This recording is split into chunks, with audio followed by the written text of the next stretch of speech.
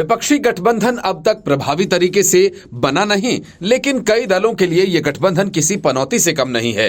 गठबंधन बनाने के लिए जब पहली बार पटना में बैठक हुई, उसके तुरंत बाद शरद पवार की पार्टी दो फाड़ हो गई और अब यही कहानी ममता बनर्जी की पार्टी में दोहराने की तैयारी तेज हो गई है। ममता बनर्जी और उनके भतीजे अभिषेक बनर्जी के बीच सत्ता का संघर्ष तेज हो गया है। अभिषेक बनर्जी गुट चाहता है कि पुराने और बूढ़े हो चुके नेता रिटायर हो जाएं, वे पद छोड़ें ताकि नए और युवा नेता उनकी जगह ले सकें। ममता बनर्जी और अभिषेक के बीच की लड़ाई इतनी तेज हो गई कि नेताजी स्टेडियम में आयोजित पार्टी की बड़ी बैठक में अभिषेक बनर्जी शामिल नहीं हुए। बहाना खराब सेहत का बनाया गया, लेकिन मंच पर और आयोजन स्थल पर ममता बनर्जी ने अभिषेक की एक तस्वीर भी नहीं लगने दी, जिसके बाद पार्टी में हंगामा खड़ा हो गया। अभिषेक बनर्जी गुट के पार्टी प्रवक्ता कुणाल घोष ने तो पूरी कहानी ही खोलकर सामने रख दी। उन्होंने कहा कि टीएमसी का कोई भी बड़ा कार्यक्रम अभिषेक बनर्जी के बिना नहीं हो सकता। चूंकि वे अपने स्वास्थ्य के कारण बैठक में शामिल नहीं हो सके, इसलिए उनकी तस्वीर को वहां पर रखा जाना चाहिए था। घोष ने कहा कि अभिषेक बनर्जी की मौजूदगी या उनकी तस्वीर के बिना मंच अधूरा था। उन्होंने पार्टी के लिए बहुत त्याग किया है और खुद को उस मकाम तक पहुंचाया है जहां अब उन्हें नजरअंदाज नहीं किया जा सकता। वह पार्टी के लिए जरूरी है। मतलब कि कुणाल घोष ने एक तरह से ममता बनर्जी को चेतावनी दे डाली कि अभिषेक को नजरअंदाज करना टीएमसी को भारी पड़ सकता है।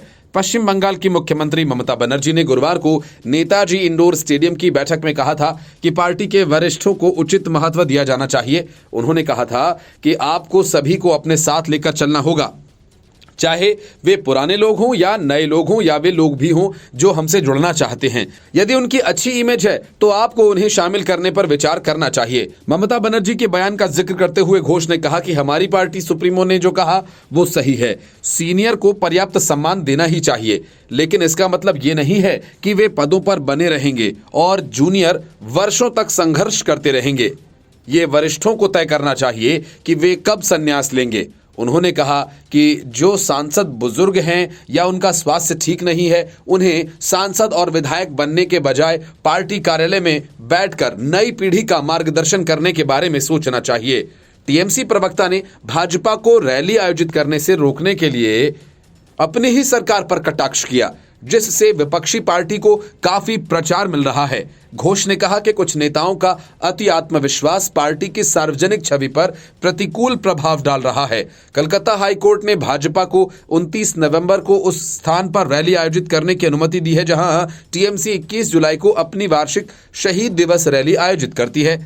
घोष ने कहा कि अगर वही गलती दोहराई जाती तो पार्टी प्रवक्ता के रूप में उनके लिए ऐसे कदमों को उचित ठहराना असंभव हो जाता। टीएमसी नेता ने कहा कि प्रवक्ता का काम पार्टी के गलत फैसले को सही बताकर उसका बचाव करना है, लेकिन अगर एक ही गलती बार बार दोहराई जाए तो यह मुश्किल हो जाता है।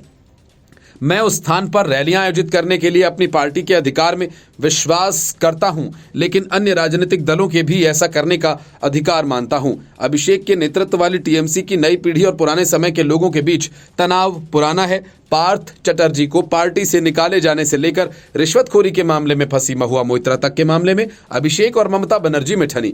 ममता पार्थ को हटाना नहीं चाहती थी और महुआ के खिलाफ कार्रवाई करना चाहती थी, लेकिन दोनों ही मौकों पर अभिषेक बनर्जी ने ममता पर दबाव डालकर अपनी बात मनवा ली। लोकसभा चुनावों के पहले टीएमसी में पैदा हुई ये दरार लगातार बढ़ रही है और जाहिर है इसका नुकसान टीएमसी को उठाना पड़ेगा।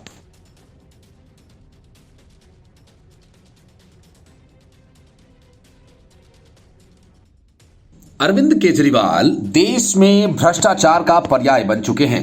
कांग्रेस को भी पीछे छोड़कर आगे निकल गए अरविंद केजरीवाल को अब लगता है कि सिर्फ घोटालों के लिए जाना पहचाना जाएगा।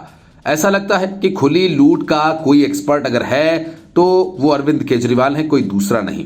तभी तो जो कंपनी कहती है कि मैं ये काम 100 रुपए में कर दूंगा, लेकिन केजरीवाल उसे 110 रुपए का ठेका दे देते हैं। ये दिलेरी नहीं बल्कि कमीशन खाने का केजरीवाल का स्टाइल है। लेकिन जब इस स्टाइल की पोल खुली तो पता चला कि दिल्ली जल बोर्ड का करीब 500 करोड़ रुपया कमीशन में खा लिया गया। इस घोटाले का भांडा फूटा तो दिल्ली में सियासी हंगामा खड़ा हो गया। बीजेपी ने एक तरफ मामले की जांच करवाने की मांग एलजी से की और दूसरी तरफ केजरीवाल को अपने रडार पर ले लिया। बीजेपी प्रवक्ता गौरव भाटिया ने कहा कि लूट का कोई एक्सपर्ट, कमीशन खोरी में कोई एक्सपर्ट है तो वो दिल्ली सरकार है। क्राइम मास्टर गोगो अरविंद केजरीवाल जी हर ठेका देने से पहले पूछते हैं कि मेरी कमीशन क्या है। भाजपा का कहना है कि 2022 में सीवेज ट्रीटमेंट प्लांट यानी एसटीपी अपग्रेडेशन के काम में अनुमानित लागत से अधिक का ठेका देकर घोटाला किया। भाजपा ने दिल्ली के मुख्यमंत्री को भ्रष्टाचार का पर्याय और लूट खसोट का एक्सपर्ट बताया। बीजेपी ने कहा कि 10 एसटीपी के ठेकों में पहली नजर में 400 से 500 करोड़ का घोटाला किया गया। दिल्ली भाजपा के अध्यक्ष वीरेंद्र सचदेवा ने एलजी को लेटर लिखकर मामले की जांच कराने की मांग की। भाजपा ने भ्रष्टाचार का यह आरोप ऐसे वक्त में लगाया है जब शराब घोटाला मामले में ईडी का शिकंजा अरविंद केजरीवाल पर और कसता जा रहा है और वे ईडी से बचकर भागे भागे फिर रहे हैं। लेकिन वे ऐसा कब तक कर पाएंगे? ज्यादा दिन तक अरविंद केजरीवाल का यह खेल नहीं चल पाएगा। भाजपा के राष्ट्रीय प्रवक्ता गौरव भाटिया ने कहा कि दिल्ली जल बोर्ड में घोटाला उजागर हुआ है। 10 एसटीपी के 2 कैटेगरी में उन्हें बांटा गया था। पहली कैटेगरी थी जिसमें सिर्फ अपग्रेडेशन होना था और दूसरी अपग्रेडेशन के साथ ऑगमेंटेशन कैपेसिटी भी बढ़ाना था। 2022 में दिल्ली जल बोर्ड ने इसके 1938 करोड़ रुपए का ठेका लिया, जबकि खर्च का अनुमान 1500 करोड़ रुपए लगाया गया था। मतलब कि केजरीवाल ने खर्च के अनुपात बजट को अपनी मर्जी से 30% बढ़ाकर ठेका दे दिया। बजट बढ़ाने का सीधा मतलब है कमीशन खोरी करना। बीजेपी का कहना है कि 30% से ज्यादा का ठेका देकर केजरीवाल ने करीब 500 करोड़ की कमीशन खोरी की। बड़ी बात यह कि खर्च का अनुमान किसी दूसरे ने नहीं बल्कि केजरीवाल की सरकार ने ही लगाया था। गौरव भाटिया ने कहा कि अरविंद केजरीवाल जी, आपने तो भ्रष्टाचार के सबसे बड़े कलाकार बनके एक और घोटाला कर दिया। यदि कोई राजनेता है जो भ्रष्टाचार का एक्सपर्ट है वो अरविंद केजरीवाल हैं। पहला सवाल यह कि आपने कितनी डीपीआर बनवाई? 10 बनवानी चाहिए थी, लेकिन 2 ही बनवाई। 2 डीपीआर जहां अनुमानित लागत बढ़ा दी और सभी 10 पर लागू कर दिया। कैटेगरी 2 में अपग्रेडेशन और ऑगमेंटेशन दोनों ही होना था।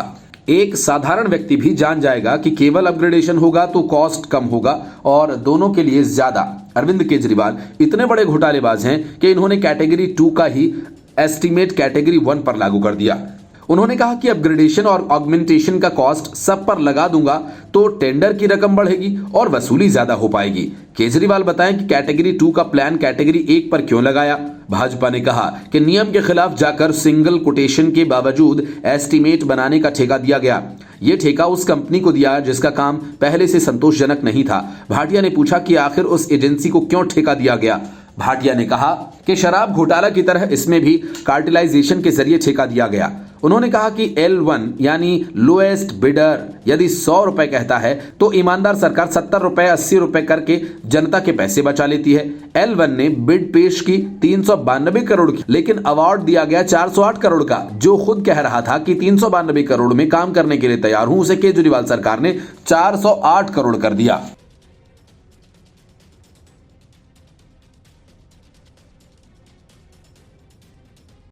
मनीष सिसोदिया और उसके वकील नहीं चाहते कि मामले के ट्रायल को जल्द शुरू किया जाए।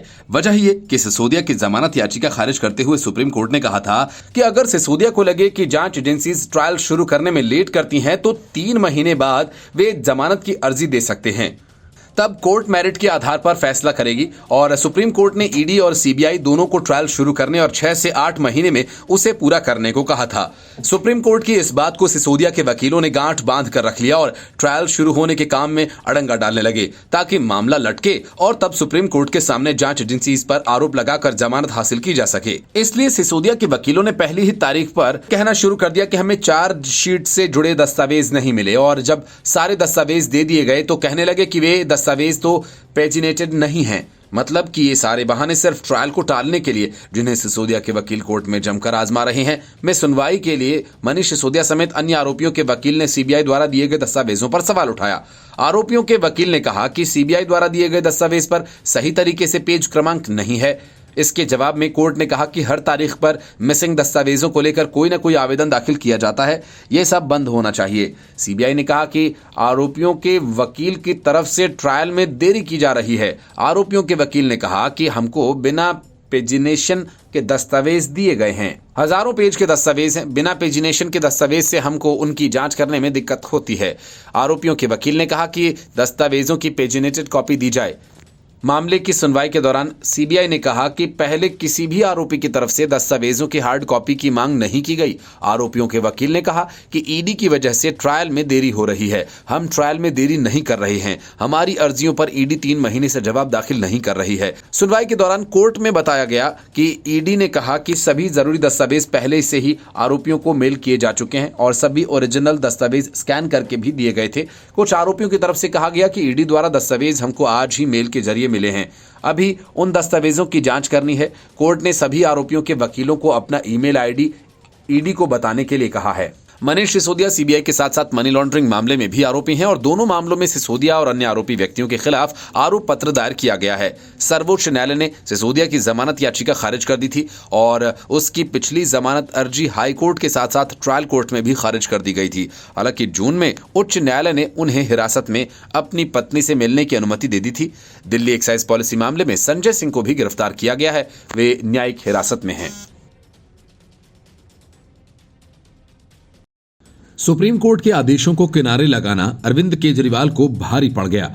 दिल्ली के उपराज्यपाल विनय कुमार सक्सेना ने केजरीवाल को झटका देते हुए उनकी बनाई स्टैंडिंग कमेटी को भंग कर दिया। राजनिवास की तरफ से बताया गया कि एलजी ने आपराधिक केसेस की जांच और उनके अभियोजन में गुणवत्ता सुनिश्चित किए जाने को लेकर यह फैसला किया है। उपराज्यपाल की तरफ से कहा गया कि यह स्टैंडिंग कमेटी साल 2014 के सुप्रीम कोर्ट के निर्देश का उल्लंघन है। एलजी कार्यालय की तरफ से नोट शेयर कर बताया गया कि दिल्ली के एलजी वीके सक्सेना ने आम आदमी पार्टी सरकार द्वारा बनाई गई मौजूदा स्टैंडिंग कमेटी को भंग कर दिया है ताकि क्रिमिनल केसेस और उनका अभियोजन गुणवत्तापूर्ण तरीके से पूरा किया जा सके। उपराज्यपाल ने इस बात पर गौर किया कि ये साल 2014 के सुप्रीम कोर्ट के निर्देश और केंद्र सरकार के दिशा निर्देशों के खिलाफ जाकर केजरीवाल की सरकार ने अपनी मर्जी से स्टैंडिंग कमेटी बनाई थी। उपराज्यपाल ने इस बात पर गौर किया कि ये साल 2014 के सुप्रीम कोर्ट के निर्देश और केंद्र सरकार के दिशा निर्देशों का उल्लंघन है। मौजूदा स्टैंडिंग कमेटी के प्रमुख standing council criminal Delhi high court थे और एडिशनल स्टैंड काउंसिल एक सदस्य के तौर पर थे। इसी के साथ उपराज्यपाल ने स्टैंडिंग कमेटी के फिर से गठन को मंजूरी दी है। इसके अध्यक्ष के तौर पर additional chief secretary, principal secretary home अध्यक्ष के तौर पर और principal secretary law, director prosecution के तौर पर, स्पेशल कमिश्नर ऑफ पुलिस सदस्यों के तौर पर होंगे। इस कमेटी को भंग किए जाने पर अभी दिल्ली सरकार की तरफ से कोई प्रतिक्रिया नहीं आई है। सक्सेना ने इस बात पर भी गौर किया कि मौजूदा स्टैंडिंग कमेटी के बने रहने की कोई वजह नहीं है। इसके पूर्वाधिकारी भी इस पर आपत्ति जता चुके हैं। उपराज्यपाल की तरफ से कहा गया कि 11 मई 2017 को उनके पूर्वाधिकारी अनिल बैजल ने आदेश दिया था कि इस कमेटी के गठन की समीक्षा की जाए और शीर्ष अदालत के द्वारा दिए गए दिशा निर्देशों के तहत लाया जाए। इसके अलावा उन्होंने 19 फरवरी 2018, 22 जून 2018, 18 अक्टूबर 2018 और 31 मई 2019 को दोबारा इस पर ध्यान दिलाया। हालांकि कमेटी के पुनर्गठन को लेकर कोई प्रपोजल नहीं सौंपा था। दिल्ली सेवा बिल कानून 2023 के अस्तित्व में आने के बाद एडिशनल चीफ सेक्रेटरी गृह ने स्टैंडिंग कमेटी के पुनर्गठन की सिफारिश की थी। सिफारिश में कहा गया था कि एडिशनल चीफ सेक्रेटरी होम को बतौर चेयरमैन और प्रिंसिपल सेक्रेटरी लॉ और डायरेक्टर प्रोसिक्यूशन निदेशालय और स्पेशल सीपी के सदस्यों के तौर पर शामिल किया जाए। 2014 में सुप्रीम कोर्ट ने प्रत्येक राज्यों के गृह विभागों को निर्देश दिया था कि वो पुलिस अधिकारियों और अभियोजन विभागों के साथ स्टैंडिंग कमेटी का गठन करें, लेकिन केजरीवाल ने ऐसा नहीं किया। उपराज्यपाल के द्वारा स्टैंडिंग कमेटी को भंग किए जाने के बाद अब दिल्ली में सुप्रीम कोर्ट के दिशा निर्देशों के आधार पर स्टैंडिंग कमेटी के गठन का रास्ता साफ हो गया है। Bureau report, news of India.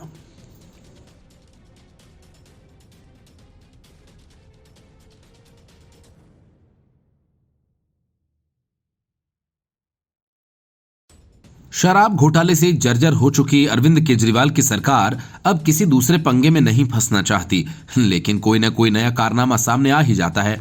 अब बीजेपी ने जैसे ही जल बोर्ड में हुए करीब 500 करोड़ के घोटाले से पर्दा उठाया, आम आदमी पार्टी ने जल्दी से ये कह दिया कि इसमें सरकार या मंत्रालय की कोई भूमिका नहीं है। इस घोटाले के लिए अफसर जिम्मेदार हैं, लेकिन आम आदमी पार्टी का यह तर्क देना कि इसके लिए अफसर जिम्मेदार है, मंत्रालय नहीं, क्योंकि सिर्फ कुछ अफसर मिलकर करीब 2000 करोड़ का टेंडर अपनी मर्जी से किसी को नहीं दे सकते। दिल्ली भाजपा के अध्यक्ष वीरेंद्र सचदेवा ने एलजीवी के सक्सेना के अलावा सीबीआई को लेटर लिखकर शिकायत की और जांच की मांग की। उधर आम आदमी पार्टी का कहना है कि दिल्ली सरकार पहले ही इसकी शिकायत कर चुकी है और केंद्र सरकार एक्शन नहीं ले रही है। पार्टी की ओर से कहा गया कि यदि कुछ गलत हुआ है तो वो अफसरों ने किया है, मंत्रालय का लेना देना नहीं है। भाजपा का दावा है कि सीवेज ट्रीटमेंट प्लांट यानी एसटीपी को अपग्रेड करने के कामकाज में गड़बड़ी हुई है, जिसे आम आदमी पार्टी की सरकार के अधीन आने वाले दिल्ली जल बोर्ड ने अंजाम दिया। दिल्ली भाजपा के अध्यक्ष वीरेंद्र सचदेवा ने एलजी और सीबीआई को लिखे लेटर में टेंडर प्रक्रिया पर सवाल उठाए हैं। सूत्रों के मुताबिक उन्होंने इसमें लिखा, सिंगल कोटेशन के आधार पर एक कंसल्टेंट ने एस्टीमेट तैयार किया, बाजार मूल्य से अधिक का एस्टीमेट तैयार किया गया। भाजपा का कहना है कि 10 एसटीपी को अपग्रेड करने की अनुमति लागत 1508 करोड़ रुपए थी, जबकि 1938 करोड़ रुपए का ठेका दिया गया। भाजपा के प्रवक्ता गौरव भाटिया ने कहा कि 10 एसटीपी को अपग्रेड करना था, जिसमें 5 का क्षमता विस्तार भी करना था, लेकिन डीपीआर केवल 2 का ही बनाया गया। उन्होंने ये भी कहा कि L1 की बोली 392 करोड़ की लगाई गई थी, लेकिन इसे कम करने के बजाय बढ़ाकर 408 करोड़ रुपए कर दिया गया। उन्होंने कहा कि अनुमानित लागत से अधिक पैसे सरकार ने दिए ताकि उसे इसमें कमीशन मिले। सचदेवा ने एलजीवी के सक्सेना से ठेकों को रद्द करने और सीबीआई से जांच कराने की मांग की। आम आदमी पार्टी ने एक बयान जारी करके कथित गड़बड़ी का ठीकरा अफसरों पर फोड़ा है। पार्टी की ओर से जारी एक बयान में कहा गया कि बीजेपी आरोप लगा रही है कि कुछ अधिकारियों ने दिल्ली जल बोर्ड में टेंडर नियमों का उल्लंघन किया। दिल्ली सरकार शिकायत के आधार पर पहले ही जल बोर्ड और वित्त विभाग से कहा कि दोषी अधिकारियों की पहचान की जाए, लेकिन अभी तक कोई एक्शन नहीं लिया गया।